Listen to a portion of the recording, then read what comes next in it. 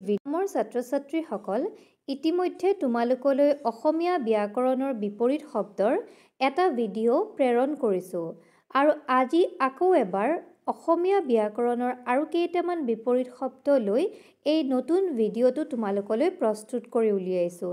আশা কৰোঁ এই ভিডিঅ'টো তোমালোকৰ HSLC 2025ৰ বাবে অতি সহায়ক হ'ব। তেনেহ'লে আহা আজিৰ ভিডিঅ'টোত আমি কেইটামান অসমীয়া বিপৰীত শব্দ আলোচনা কৰোঁ।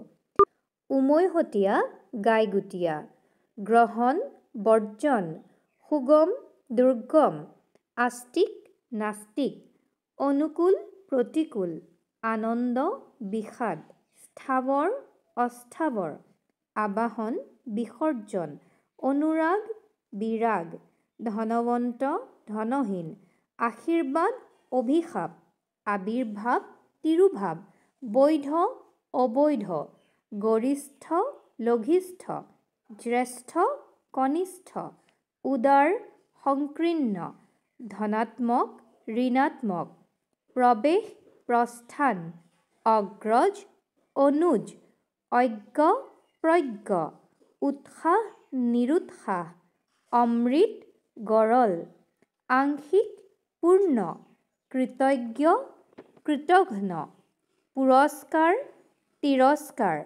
ককৰ্থনা, প্ৰশংসা, অক্ষম, সক্ষম, সঞ্চয়, ব্যয়, বিদ্বান, মূৰ্খ, দঁতাল, মাখুন্দী, শৰ, ভেলেঙী, বুন্দা, জাঁই।